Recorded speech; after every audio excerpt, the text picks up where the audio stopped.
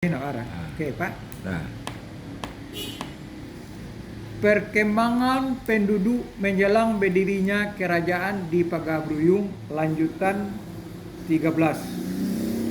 Suluah bendang koto peliang tahu menghukum jo kitabullah. Kalau rajo bahkan nobat, beliau datang menyumpahi.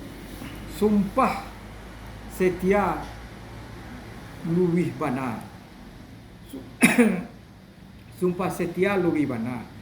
Nan bungkuak dimakan saruang, dimakan kutuak kitabullah. Di samping bahasa 4 balai yang tersebut di atas, selanjutnya Tuan Gadang di Batik Buah untuk pajangan, untuk penjagaan, maksudnya Tuan Gadang di Batik Buah untuk penjagaan keamanan seluruh Minangkabau. Jika ada musuh yang datang di luar atau huru-hara di dalam kerajaan yang tidak dapat diatasi oleh daerah masing-masing, maka Tuan Gadang yang bertindak mengamankannya. Tugas yang dijalankan Tuan Gadang diperembukkan lebih dahulu dengan bahasa Empik Balai utama dengan Andomo Sarwaso dalam kurang politis, dan pelaksananya oleh Tuan Gadang taktis. Tuan Gadang tidak bisa bertindak sendiri tanpa setahu bahasa Empik Balai. Jadi tugas yang dijalankan oleh Tuan Gadang adalah sebagai Panglima Perang. Nan memakai salim pangkuniang sarato padang nan tajuntai ko ado panglulu nan babek serong nan bakitab kalangan baju nan babanak ka ampu kaki nan bahati palapah pisang. Tuan Gadang tibo dahulu, panjang kuku di karetnya, panjang susuah di kuduangnya, tinggi ranggah di lalehnya.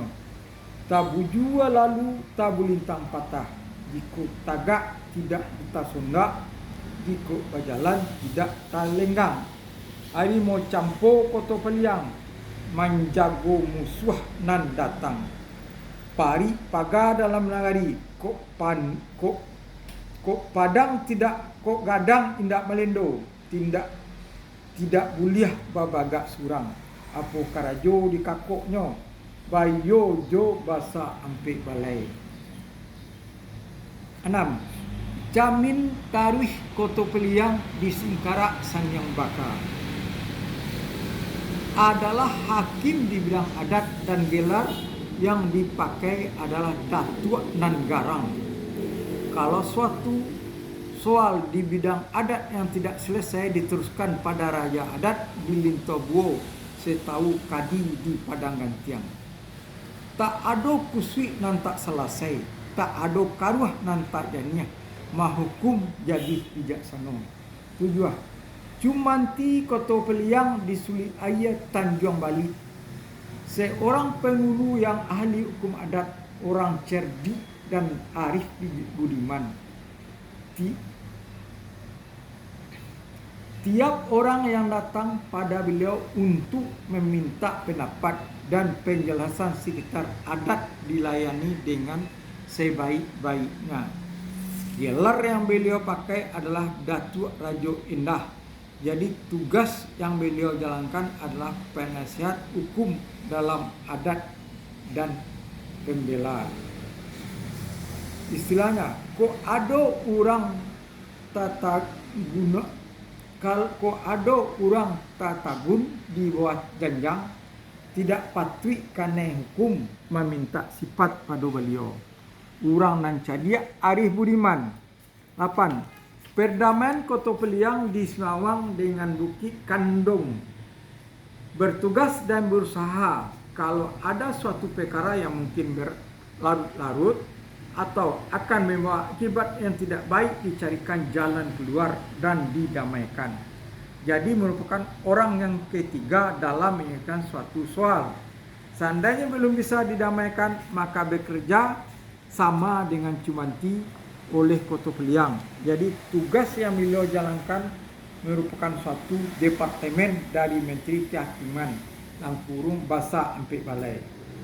9. Gajah Tongga Koto Peliang, suatu daerah yang menjalankan pemerintahan sendiri tetapi harus tunduk pada Basa Ampit Balai.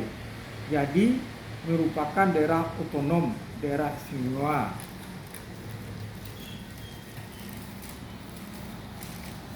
Sepuluh. Pasak Kungkuang Koto Peliang di Lubuk Atan Sungai Jambu. Bertugas mengawasi dan meneliti bidang-bidang pemerintahan dan lain-lain. Hasilnya dilakukan pada Basa Ampit Balai yang kedapatan bersalah dituntut dan dimajukan pada hakim. Hukuman-hukuman yang telah dijatuhkan hakim, maka pengawasan langsung diserahkan pada Pasak Kungkuang Koto Peliang. Hukum yang dijatuhkan pada yang bersalah kebanyakan hukum moral. Jadi tugas yang dijalankan oleh Pasak Kungkuang merupakan tugas security, kejaksaan, dan pelaksanaan hukum. Jadi Pasak Kungkuang merupakan departemen dalam Menteri Kehakiman Basa Ampit Balai. Soalnya Tampuak tangkai alam di Pariangan Perang Panjang. Setiap ada upacara atau rapat-rapat besar dan lain-lain, Pariangan Perang Panjang selalu diundang oleh raja atau Basa Ampit Balai dan tidak pernah ditinggalkan. Hal ini untuk memberikan penghormatan karena Pariangan Padang Panjang adalah nagari adat, Pariangan Padang Panjang adalah nagari asal yang mula-mula dijadikan nagari sebagai titik tolak perkembangan seluruh alam Minangkabau. Dapat disimpulkan bahwa Harimau Campo Koto Peliang, Camintawih Koto Peliang, Cumanti Koto Peliang, Perdamaian Koto Peliang, dan Pasak Kungkuang Koto Peliang adalah merupakan bahagian-bahagian departemen-departemen dalam Basa Ampit Balai. Raja adat di Lintobuo di samping menjalankan hakim tinggi di bidang adat, bertugas pula memajukan usul-usul pada Raju Basa Langkurung Raja Besar. Di Pagaruyung di Raja Besar di Pagaruyung diperumbukan bersama-sama dengan Raja Ibadat. Jika diperdapat suatu keputusan demi kebaikan kerajaan dititah oleh di Sungai Tarap. Raja Ibadat di Sumpur Kudus walaupun menjalankan tugas hakim tinggi di bidang agama juga bertugas yang sama dengan Raja Adat. Kedua raja ini disebut Raja Dua Selo. Sewaktu-waktu Raja Besar di Pagaruyung memanggil Raja Dua Selo untuk berunding. Dan jika ada yang adu selanakan, maka dititahkan pula ke Sungai Tarap. Raja Dua Selo sewaktu-waktu dapat pula menjalankan tugas Raja Besar. Kalau Raja Besar bepergian atau karena hal yang lain-lain, dapat pula Raja Dua Selo menjadi Raja Besar di Pagaruyung. Kalau Raja Besar tidak ada lagi atau tidak mendapat keturunan, Raja Basa atau Raja Besar di Pagaruyung adalah raja di seluruh Minangkabau. Dipanggilkan juga daulat yang dipertuan. Yang menjadi raja ini ialah Siliah Baganti dari keturunan putri-putri yang bertempat di Pariangan Padang Panjang. Salah seorang dari keturunan Putri Ambunsori, kurang Putri Renosari,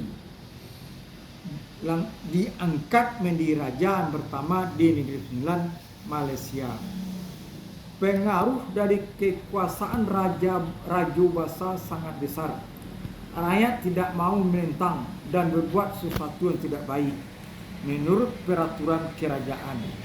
Dalam gurindam adat dikiaskan, disabui lidah kalu, ditantang mato buto, talinteh awak lumpuh, disanggah badan bercerai. Dari keturunan raja besar atau raju basa tidak ada yang laki-laki untuk menjadi raja, maka dinobatkan seorang putri yang menjadi raja di Minangkabau dengan panggilan Bundo Kanduang. Beliau mempunyai seorang anak laki-laki, Sultan Ramandang, yang kurang putra mahkota, dipanggil Dang Tuanku.